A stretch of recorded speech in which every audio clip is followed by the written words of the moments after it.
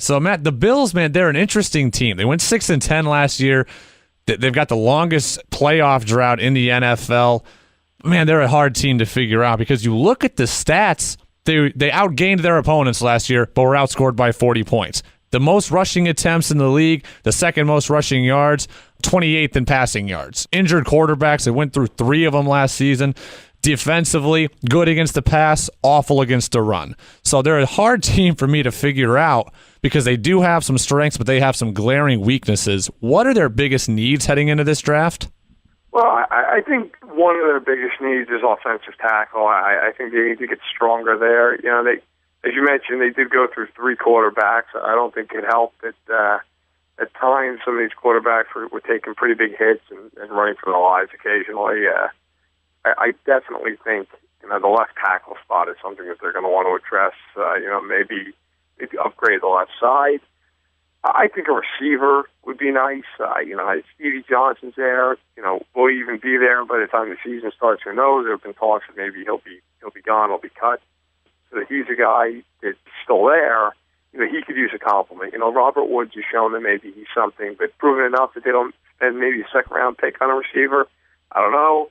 Defensively, they have quite a bit of talent. They have good front seven. Kiko Alonso really emerged last year. They could use maybe another linebacker. And then in the back end, I could definitely see them using a safety. I mean, they lost Jarris Bird to free agency. So tough loss for them. Tough loss.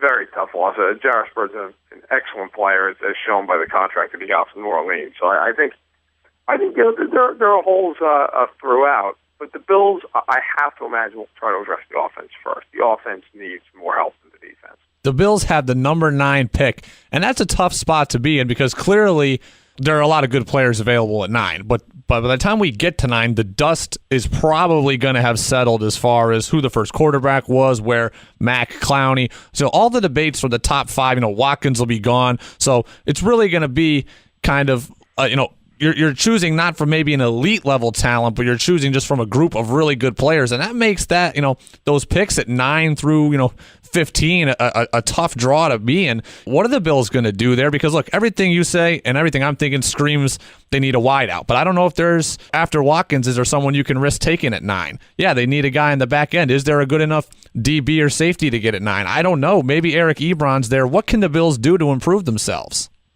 Well, you bring up a good player in Ebron. He could be a guy, maybe they go for Clinton Dix at 9. I think that's a little high. I think if they really are just in love with him, it's justifiable. But, Mike Evans is the receiver that would probably go there if they wanted one. Maybe Odell Beckham Jr. He's really shot up the boards in the last couple of weeks. He's kind of gone from around 20 in a lot of drafts. I've seen him mocked maybe at 13 to the Rams. So it's not possible. As we all know in the draft, every year, there are 1 or 2 guys, when their name gets called, people are just floored. So, that could be a possibility. But I gotta think if the Bills can grab a Taylor Lewan or Jake Matthews, that they would do it. I know it's not a sexy pick. It's not going to get fans going crazy, but the game is won in the trenches. It's won from the inside out. And if you have a second-year quarterback who needs to improve, and you can really help the guy out by